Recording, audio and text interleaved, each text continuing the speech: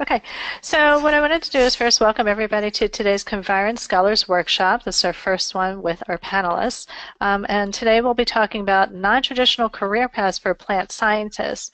Before we get started, I just wanted to remind all of our students to make sure that you self-mute during the workshop. And please feel free to unmute if you have any questions or comments for our panel. And also you can use the chat box as well.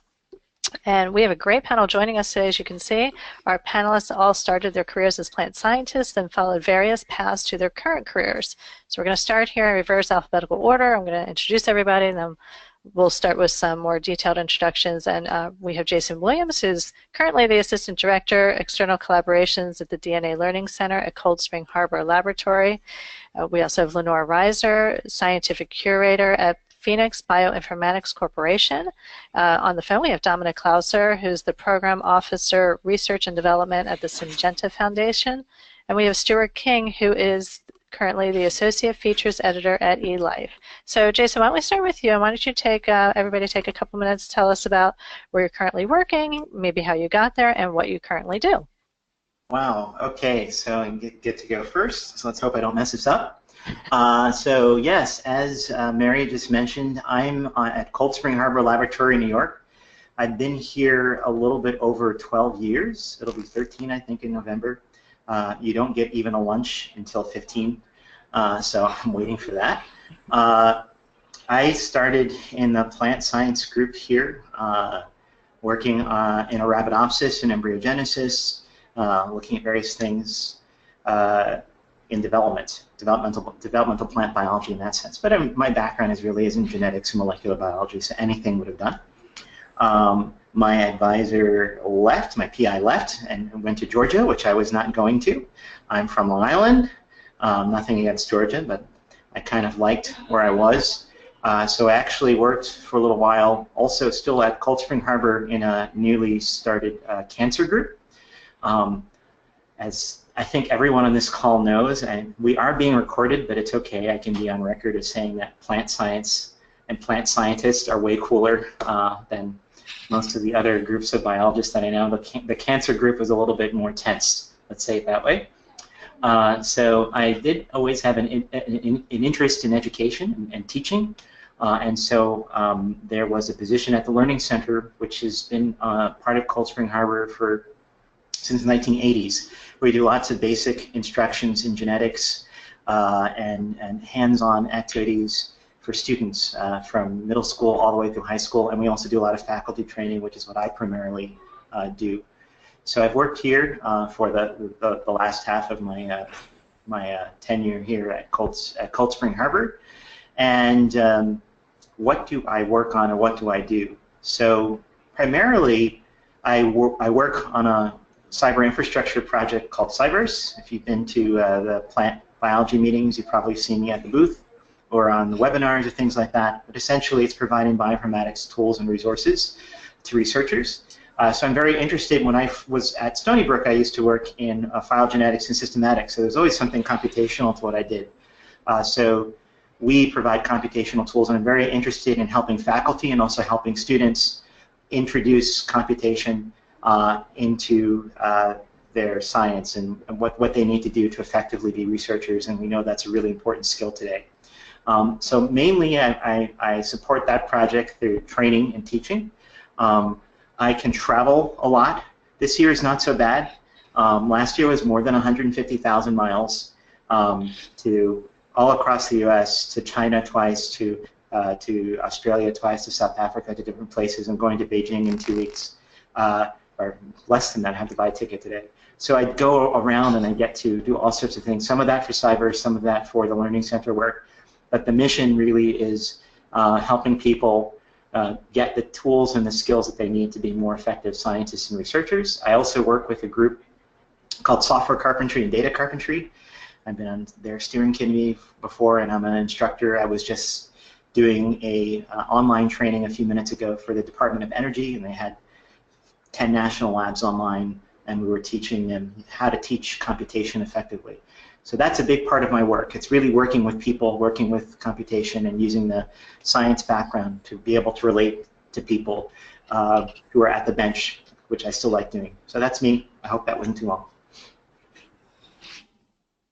Okay, so hi, my name is Leonore Reiser, and I am currently employed as a scientific biocurator at Phoenix Bioinformatics, which is a nonprofit that was started in 2013 to provide long-term funding for the Arabidopsis information resource and other bioinformatics software projects and data projects that needed long-term support.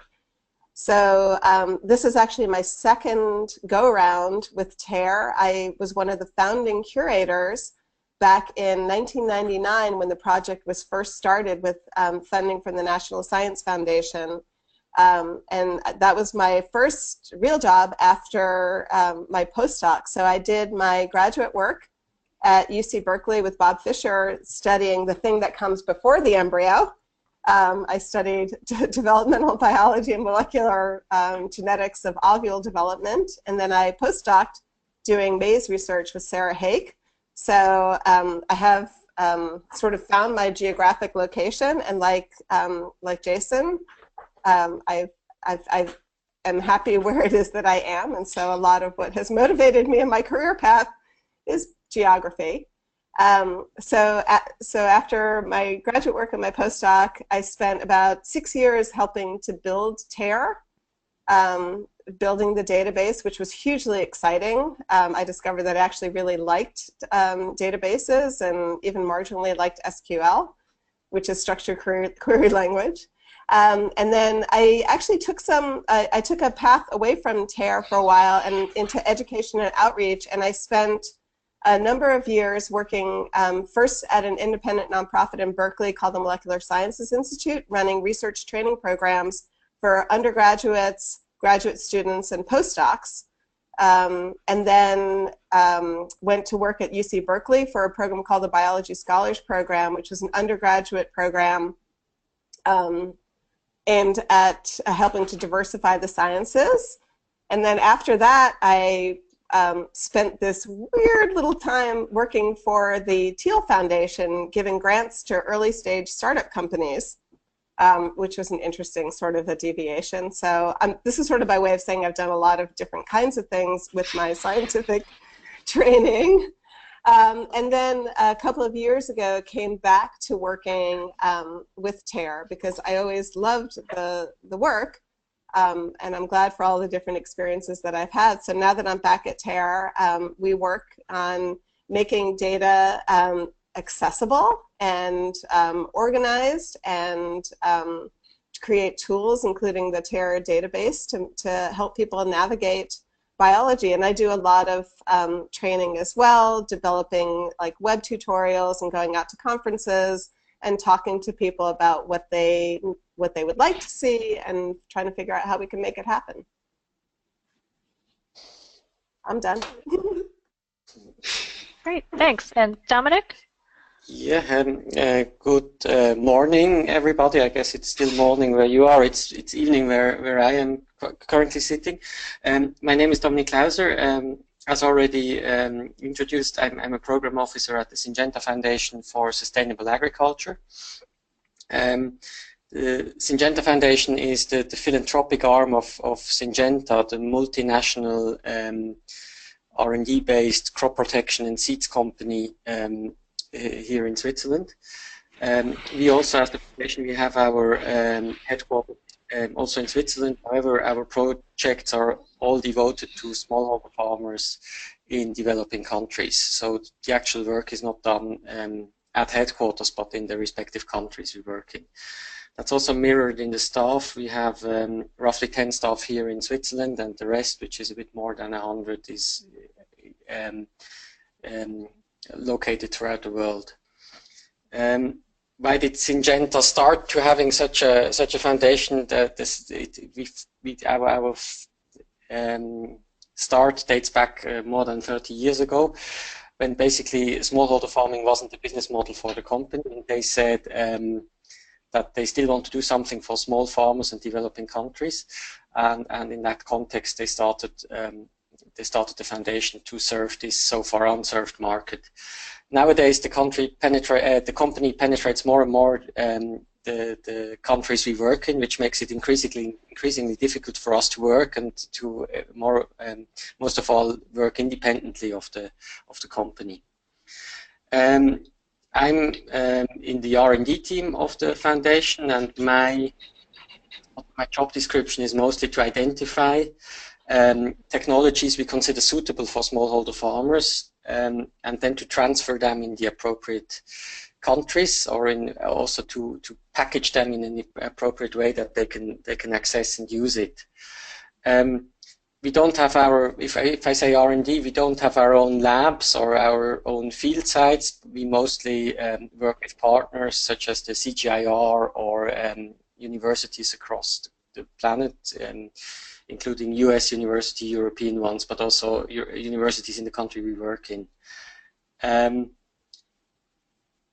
In terms of projects, that means that we do a lot of agronomy, we do a lot of breeding research. So I'm currently working a bit on next generation breeding approaches and how this could serve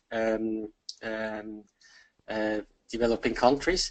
And of course in the policy front, because policy is something that is extremely vital for the well-being of farmers in developing countries, as such policies are not always that straightforward or as enabling as we have them in the developed world. My own background is I'm a plant physiologist, doing most of my work, my postgraduate studies in plant microbe interactions at the University in Switzerland and later the ETH Zurich, with 2 semesters also in Norwich in the Sainsbury lab. And I think the reason why I got into this job is mostly my keen interest in technology transfer. So I was a bit, during my studies, of course, we did basic research and we did publish, and that was it, but I was always a bit unhappy with the fact that we, in brackets, just published and then went a step further. So that's the reason why I went into technology transfer. I think that's all for me for the moment. I would gladly hand over, and if there's questions, of course, we can discuss them later. Great, thank you. And then Stuart. Oh, so hi everyone. Yeah, my name's Stuart King, and I'm calling in from eLife's offices in Cambridge, UK. So for those of you who missed the start here, eLife is an open access journal that's been publishing for 5 years now. That's the 5th birthday we were talking about earlier. And I've been at eLife for 4 of those years. And my current position here is as associate features editor. So like other journals, like most journals, we obviously publish research papers in a broad area of science. So it includes plant science, but we also publish everything in the life sciences and biomedicine, so neuroscience, cell biology, biochemistry, pretty much you name it.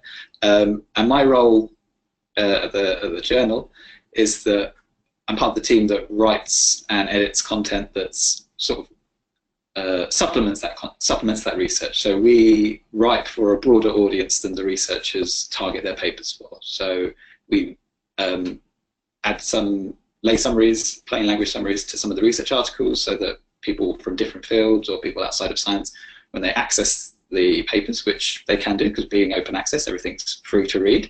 There's stuff there that explains why that research is important and what it means. So how did I end up doing this? So I came here sort of straight after my PhD, so I suppose my path so far has been fairly short. So I did my PhD at the John Innes Centre and the Sainsbury Laboratory in Norwich, so that's why I smiled earlier. And I was interested in plant microbe interactions, which was inspired by my degree. So I did a broad biology degree at Oxford, during which time I worked out I was really interested in evolution, especially co-evolution. We have 2 things interacting together. How does that change? And the key example that fascinated me most there was disease. I did a number of lectures. I attended a number of lectures on infectious disease in plants, and I was essentially kind of hooked at that point. Found plant immune system absolutely fascinating. So when I got to the end of my degree, thought about what I wanted to do, decided that I wanted to do a PhD. Took a while to find one that was the right fit, but I found the one at Norwich. So that was looking at the pathogen that caused the Irish potato famine. It's still the #1 biggest cause of loss in potatoes, and my project was trying to understand how that manipulates the plant's immune system. I really enjoyed that. I published some papers out of it, but the plan for me was never to sort of. I didn't go into doing a PhD with a plan to do a postdoc or anything like that. So when I got towards the end, I started thinking, well, actually, I'm fairly sure I don't want to do that, but what do I want to do? And I realized that thinking about why people do science, why did I do science, it's to make a difference. Everyone wants to sort of help improve the world, and I realized that publishing is partly the first step in that. So you get your science out there so the world knows about it, but there's more that you can do. You can make your work understandable, accessible for a broader audience, members of the public, politicians, that kind of thing. There's potential for your science to have a broader impact. So I've looked for careers paths that would allow me to help with that process. And yeah, the job for eLife came up as an opportunity to write about great open access science. And then 4 years later, here I am, I suppose. So thanks, that's my story.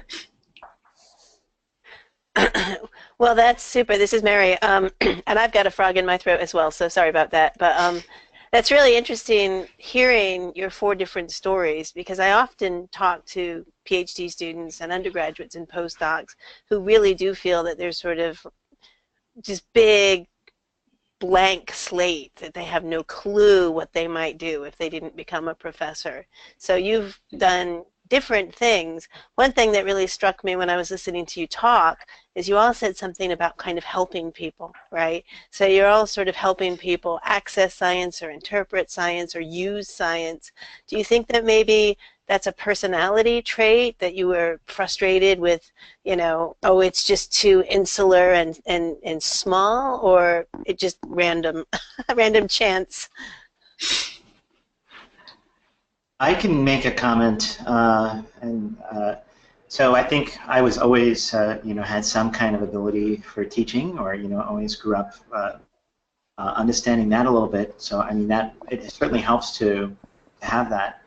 But one thing that I think was a nice. I don't want to say this was the driving force for me, but it's something that might be interesting to a lot of folks. Is that away from the bench, I think you have the chance for a better work-life balance than you might have at the lab. I mean, I love being at the bench and doing things there. There's some people who hated that, and then they said I became computational because I wasn't good at it. But I thought it was okay. I love, pouring 1,000 plates and doing screens and doing things like that. That's like therapeutic. But there was certainly an opportunity for more of a 9-to-5 type activity, or a better balance, and then it is a positive to be able to help and interpret. That's something I guess I was good at too, to be able to explain something to a person that didn't have that background, but come at it from a way which they have a chance of getting it. So I think that's a common thing that scientists need to be able to do anyway, and if you have that interest, then that's something to think about. So I can throw down too that for me, wanting to work on the research training programs, and a lot of that was a response to 2 things. One was how I sort of got into science. So somebody offered me the opportunity to do a research internship when I was an undergraduate, and that's what made me realize that I did, in fact, want to do research, though I didn't want to do ecology because I didn't like the idea of all my plots floating away in the middle of the night. So that was important, but also it was a response to my own training and feeling like I thought that the training of research scientists was not well done, and so I got involved in that because it was a response to that sense. And for me, it was pretty clear to me when I was in graduate school that I was not going to pursue an academic path.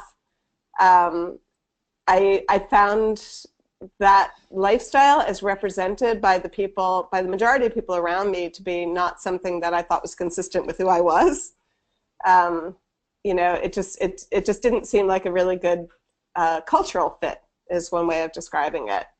So I wanted to find something that allowed me to continue to be engaged in science and current, and yes, to help people. Like, you know, I wanted to build cool tools that I always wish that I had had as a graduate student.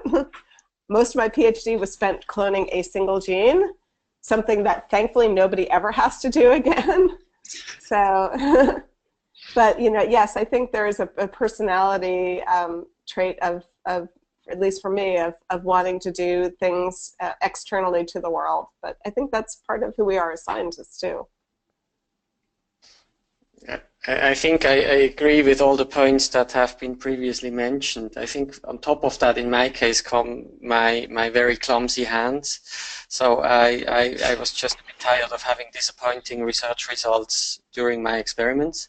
So that was one of the factors, and the other factors that were previously mentioned is, I think if you pursue a career in plant science, in an academic career, at least in the system we have in Europe, after your PhD you should go abroad. And that, of course, implies that you will not see your friends that often. You will not, you will change basically your ecosystem you're located in. And I wasn't too keen on doing that. I had my family here. I have my friends here, my close friends. And then the other problem is it's quite easy to get funding to do that work abroad. It's not a lot of money you get, but you can survive with it. But then after 2 years of your postdoc, you come back, and then the whole treadmill starts again, and you have to find something. And the bottleneck really is, at least in Switzerland, is at the level of senior scientists and professors, and there's just not enough positions available. And the last thing, as it was previously mentioned, is definitely the work-life balance. I quite like my job in the way that I work 8 to 9 hours per day normally. What I didn't expect is the amount of travel I have to do. But there's no midnight sessions in the lab anymore, and I quite appreciate that now that I have a family, I must say. I think that's the most important points from my side. I was going to say, yeah, I think I'd have to, again, echo a lot of that. Yeah, I'm rubbish at languages, so I didn't really want to travel. And yeah, the thought of not having to go in at the weekend to make sure the experiment isn't ruined or the plants don't die, that was a big selling point. But I genuinely really enjoyed the ability to write and talk about great science, and now I get to write and talk about lots of other people's great science, which is much quicker than doing it myself as well. So, and I get to help them. Most of the time, my name doesn't go on it, so they get all the credit anyway. So I get to help them make sure their science is presented to a broader audience. Yeah, I like that. I think that's my favorite thing. Interesting.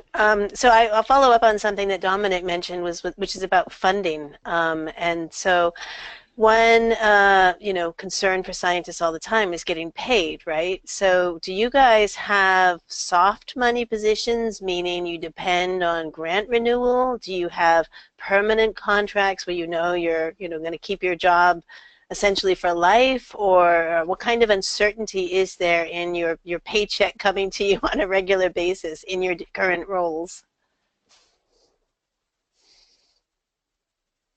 Okay, I'll go first for this one. So what attracted to my position was that it was a permanent position. The journal I work for is supported by funding from research funders, but it's relatively well funded, and I feel fairly stable and very comfortable. So I think that's a really important question. Having spent most of my scientific career on grant-funded positions, one of the things about coming back to TARE in its iteration as Phoenix Bioinformatics is Phoenix Bioinformatics functions like a publisher. So we are now funded through nonprofit subscriptions to the database and some other things. So it's a much more stable source of funding. And that makes a big difference. It's really nice not having to worry that, if some I don't know, president decides to defund, science in the United States, that I might still be able to do my job.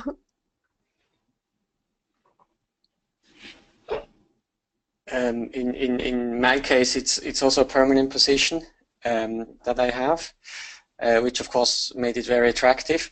Now, this is big industry, and it's how to say, restructuring all the time, and I haven't been a good omen for Syngenta so far, because whenever I joined them, and it was 3 times in my life so far, the next step the company did was always a huge restructuring exercise, and it's the same case now with the Chinese ChemChina taking over. So there's some level of uncertainty. But having said that, I think there's still the advantage of having a permanent position, and in case ChemChina would eventually decide not to continue working with the foundation or with parts of the foundation, there's some level of security that I will not lose my job one day until the next day. There's at least periods of 6 months where I can then search for new opportunities. But of course, I hope that this doesn't happen, and it doesn't look as if it's going to happen too, I must say.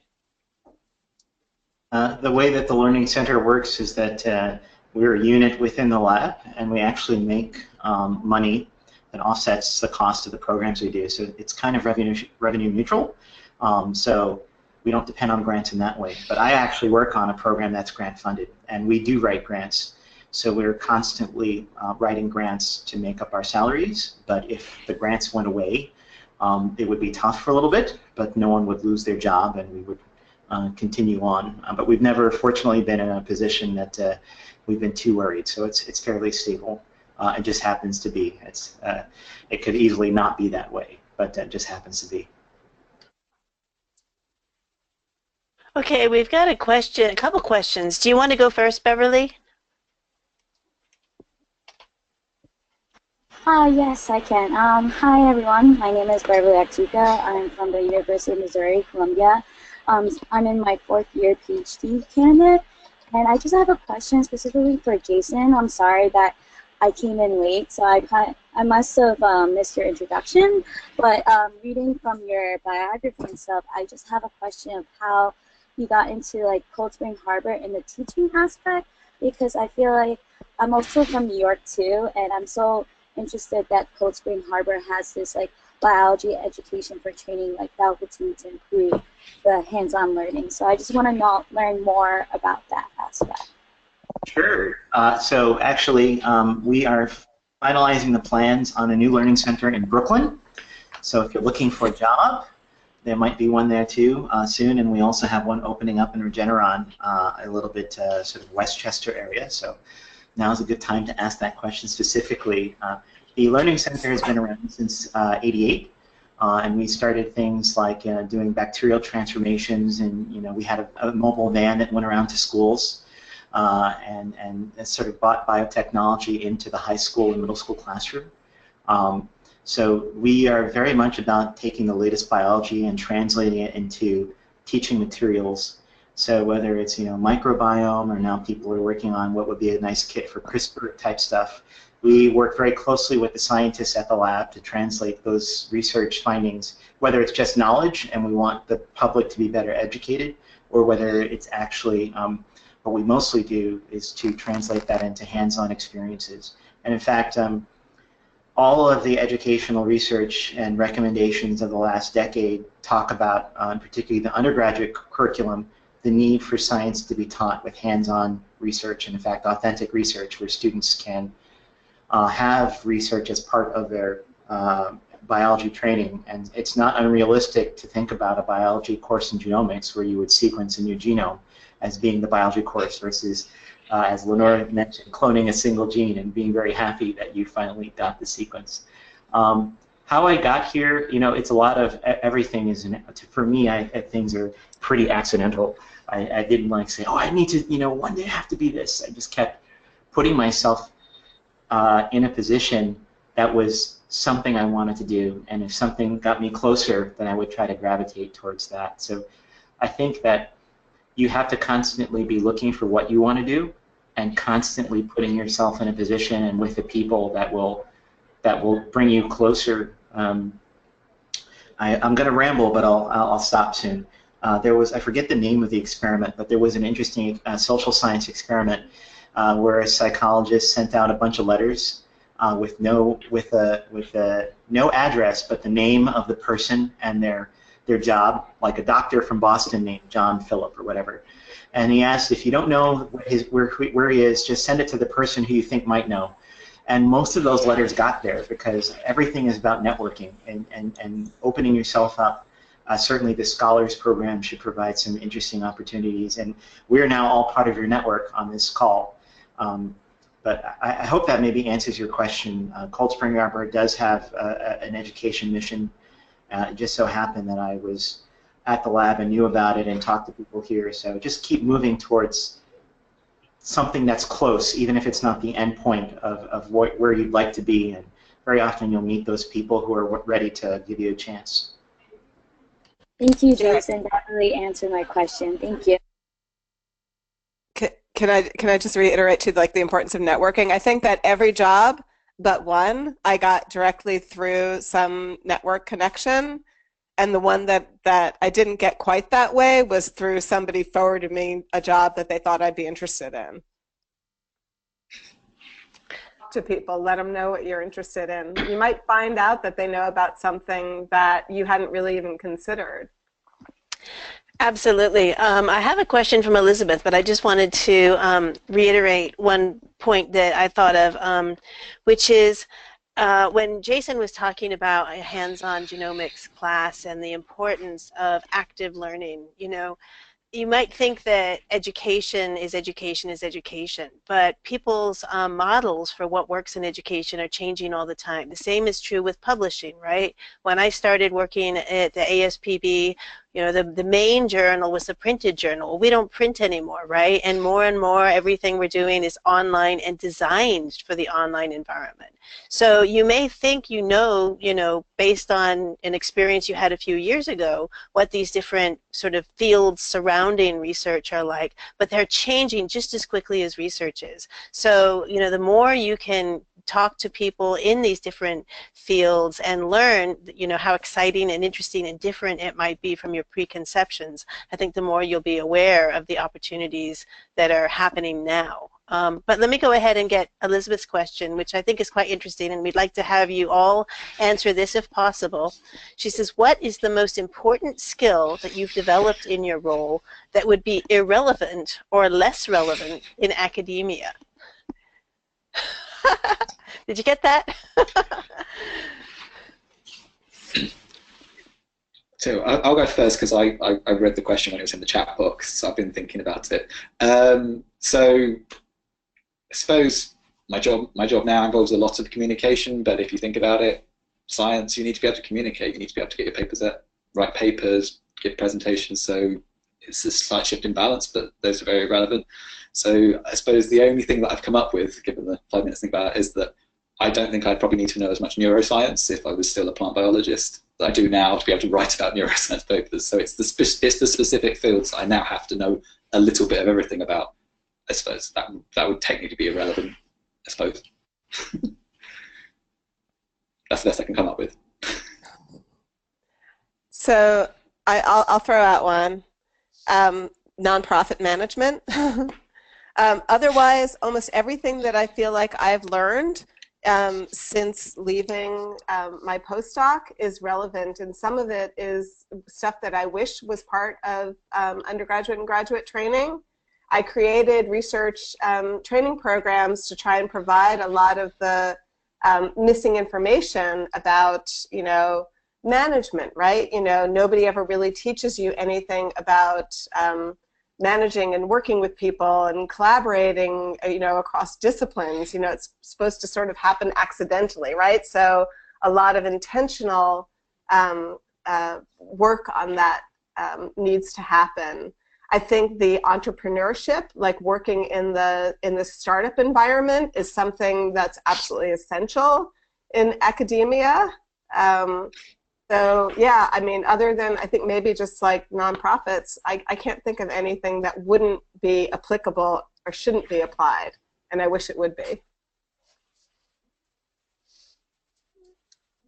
Yeah, maybe I can come in, and I think Stuart already mentioned it. For me, it's also communication skills that are the most important, and it really is different if if you're doing your PhD or your postgraduate studies, you're almost in a bubble. You talk to scientists, you speak the language of science, and in my case, that went so far that during my master's, my parents, who are both non-biologists, didn't know what I'm doing, and the only question they asked me at the end of the day is, how are the tomatoes doing? Because I was working on tomatoes.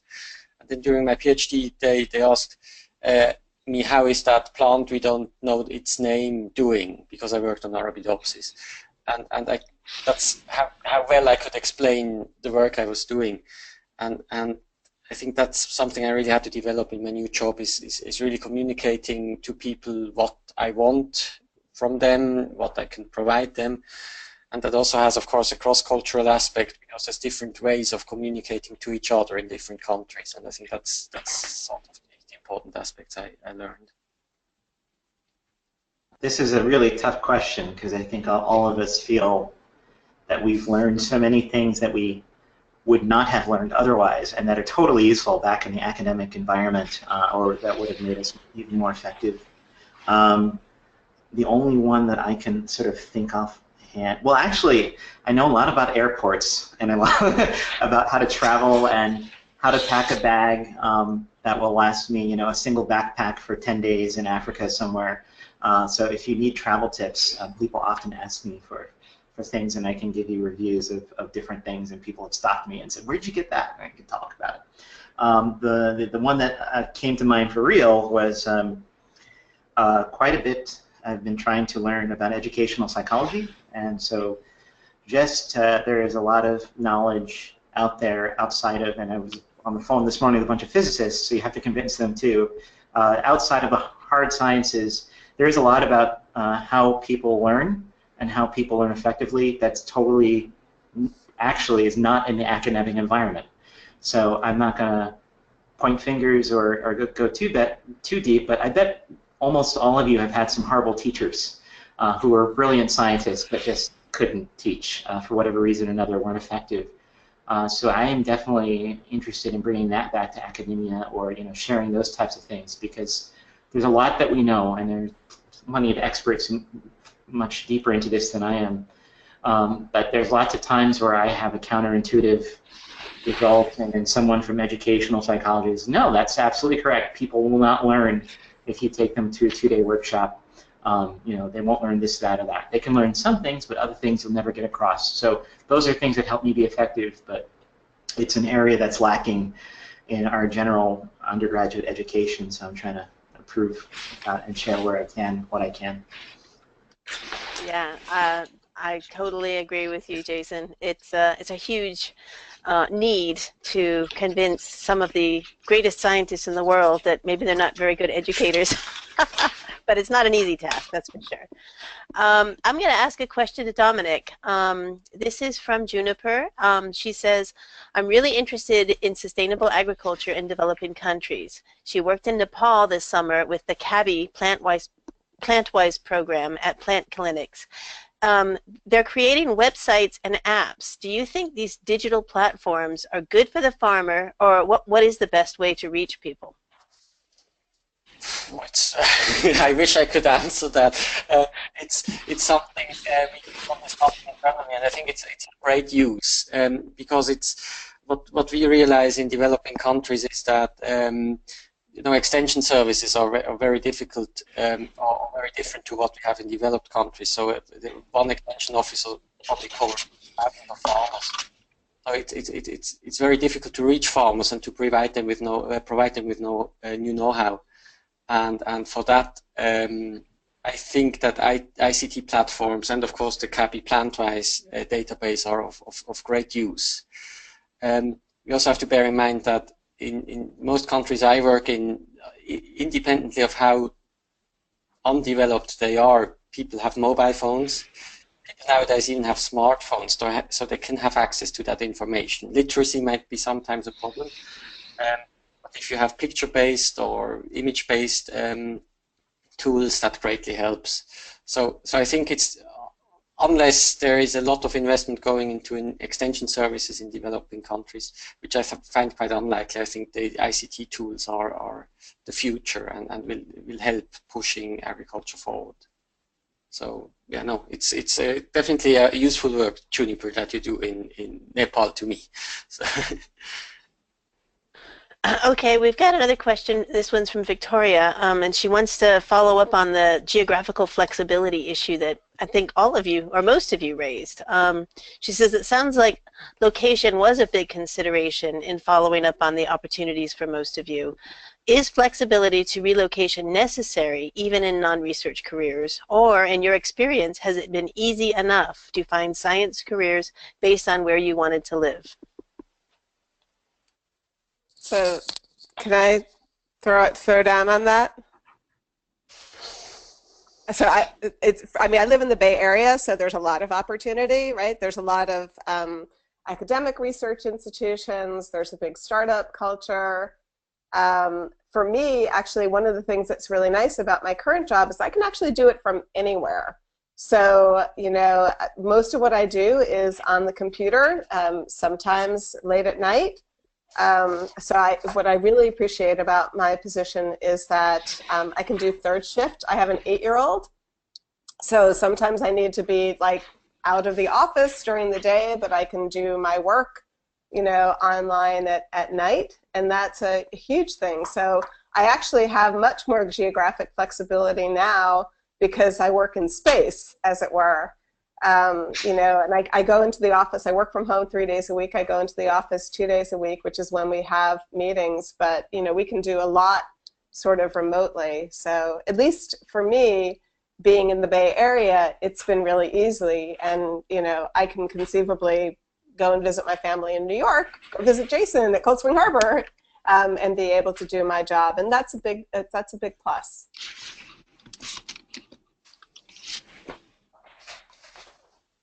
I suppose so I'll join in with that one.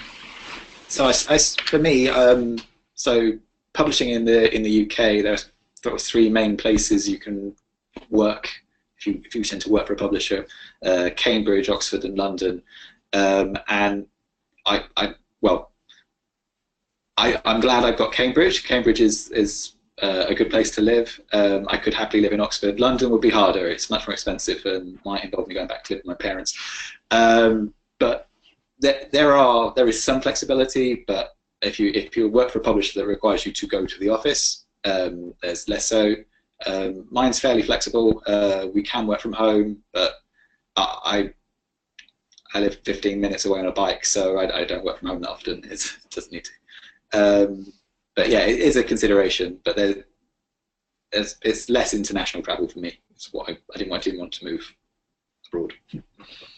And I would just guess, and not, I'm a homebody. Well, except for the fact that I travel, but I don't like, you know, I like where I live, and I grew up here. But I would just guess that if you consider how many job positions there might be at this university, that university, you know, you're gonna have to think about, do you want to make a move or not? And I would just guess that you have a bigger chance of being flexible or finding something somewhere else in a non-academic setting, because maybe in any given year, how many plant science positions are open, and so then you are forced to choose one of the 5 places that you might interview at, wherever they are, and you don't have flexibility. Versus in a biotech or a publishing company, you know, you probably will be co-localized with a city, but you can move outside of it, and you might have more flexibility. So it may not be a big deal in that sense. You may be a broader chance of opportunity for non-academic. We're running low on time, so I'd like to ask you all to make 2 fairly short comments, maybe starting with the negative first. What is it you really don't like about your work? And then what is it that you really do like about your work? Who wants to start?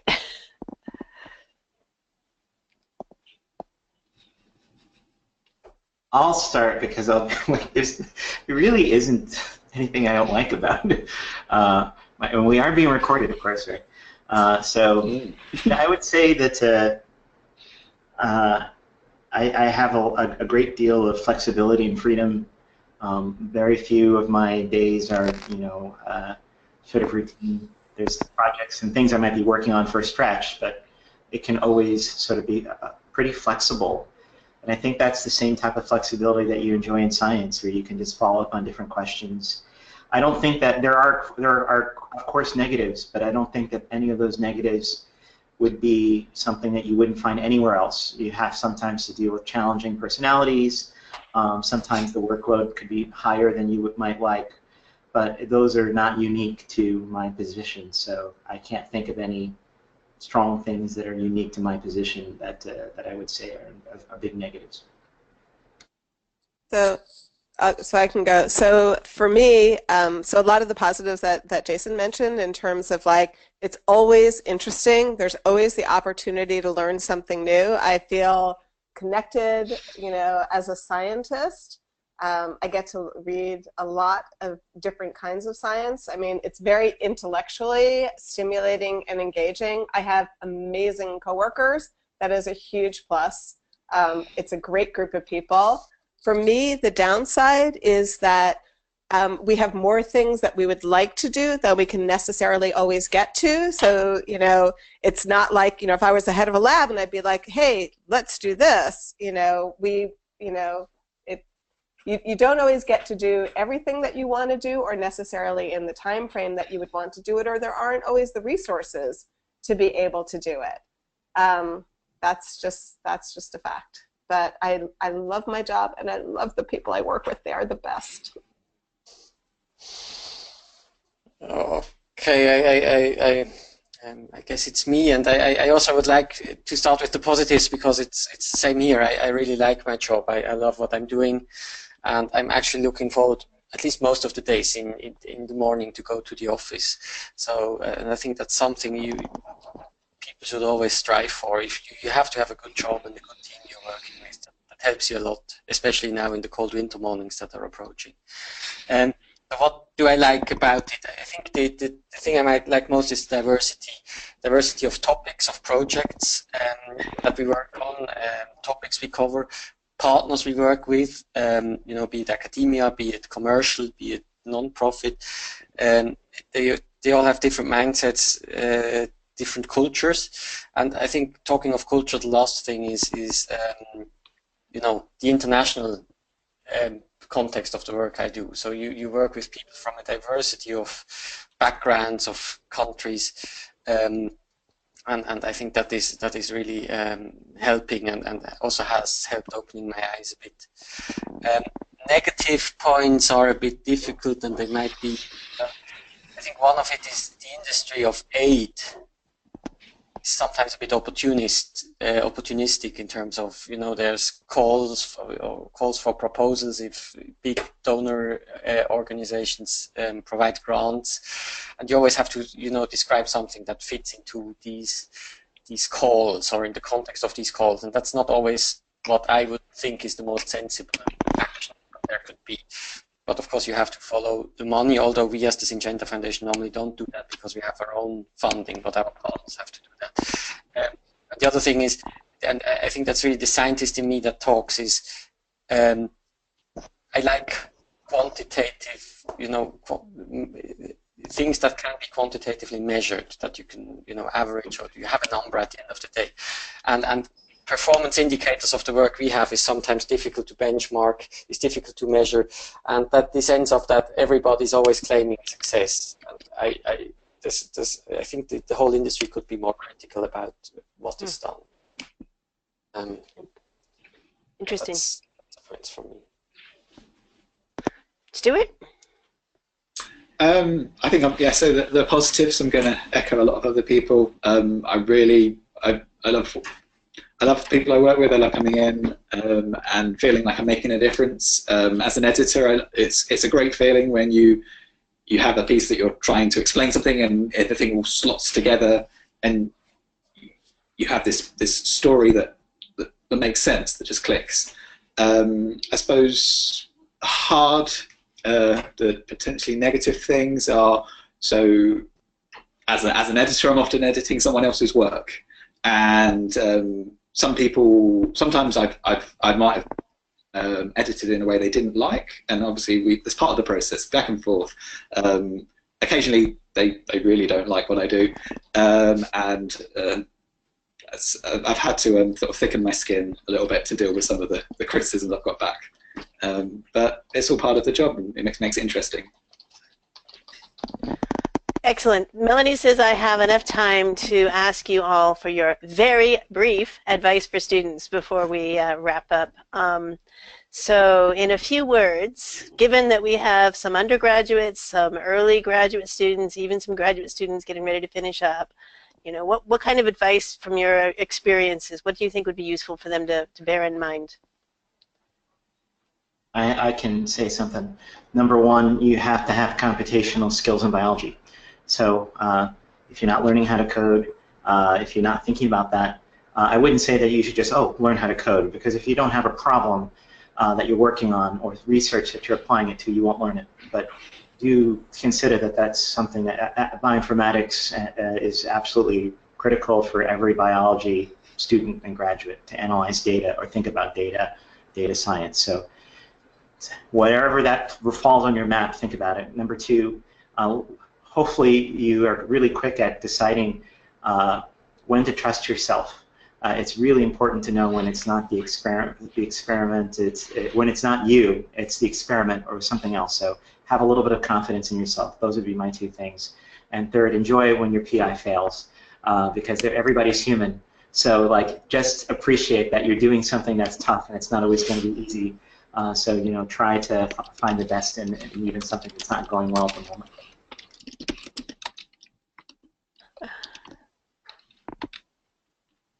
Advice?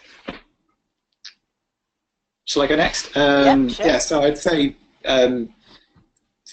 work out what interests you. So obviously you're fairly early in your careers, and there are many opportunities ahead of you, so you need to experience different things. So work out what interests you and then look out for opportunities in that field. They're the kind of opportunities that if you do end up moving out of science, that will make your CV stand out.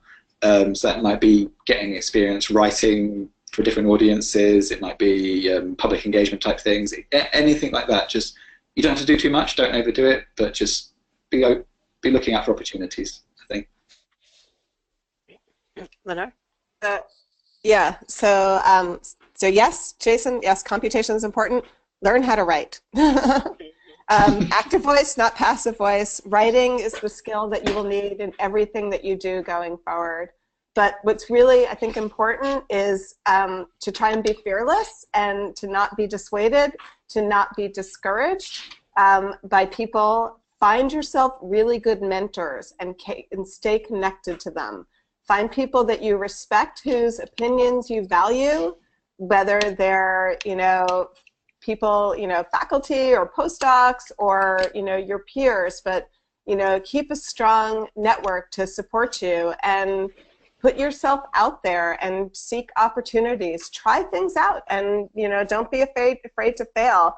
The best way to find out whether or not something's going to work for you is to, you know, maybe try it on, because you never really know. But it's really important to not let somebody else's opinion or perspective of who you are or what you should be unduly influence your choices. Excellent. Dominik, your advice? Okay, I think the most important piece of advice I can give is, I think you, as I previously mentioned, during your studies, you're often in a bubble. Your world is a gene, or your world is even a mutation in a gene. And it's highly likely that a gene will remain a gene for, you know, for the time being. And what I would advise you is diversify your skills, especially if you plan to leave science eventually, or to do one of the jobs that are described today. Again, I would also underline the ability to speak, the ability to present, convince people is very important. So diversify your skills towards that. What helped in my case is also some skills in intellectual property management. Know what the patent is. Know what you know, what the patent is good for, or what other forms of protection there are, and maybe also general interest in politics and economy can help a lot. So many of my colleagues, after finishing their PhD or their first 2 years of the postdoc, they were quite surprised that there's a world outside of the lab and what they did, and I think the sooner you start diversifying, the sooner you realize that this is the case, the less surprised you'll be when you try to discover this other world.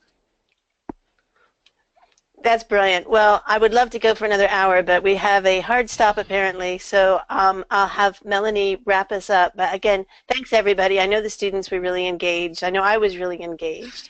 And I'm also really pleased that you're willing to continue these discussions with us on Planté, because I know that you will get follow-up questions. And just as a note, Dominik is a Planté Fellow, so we know Dominik will be involved. Double duty. Thanks, Melanie. Yeah, and again, like Mary said, we definitely want to thank everybody attending and to thank our panelists. Even as a non-plant scientist, I learned a lot, and I could say a lot of the advice resonates very loudly for whatever path you find yourself on. And what I'll be doing is sharing a link to the recording, and that way we can continue the conversation, and especially for those that were the scholars that were not able to participate, they'll be able to view it and then connect with you as well. And like I mentioned in the chat box, all of our panelists are also added to our network, so it'll be easy to connect with them that way as well, and they can follow the conversations. So I'll get that posted as soon as possible. I'll send in an email letting everybody know. We just have a couple reminders for our students that next Monday your project brief is due. So if you have any questions about that, please let us know. And also, to remember to take a look at the next couple workshops and register for them. Our next workshop is next Wednesday at 11 a.m. Eastern Time, and that's where we're going to be discussing careers for plant scientists in industry and consulting. And the bios for everybody for our panelists is already up and online, so you can take a look at who's going to be joining us next week. And thank you all again. We really appreciate it. And if our panelists just don't mind staying on the line just for a couple more minutes so we could just wrap up. Thanks very much. That was super. I look forward to continuing discussions. Thanks, students, for coming. I realize it's not always convenient, but I hope that the advice you got, I'm sure, will be invaluable. And isn't it interesting that we're going to be looking at writing and presenting as our next module? So thanks, everybody. Bye-bye.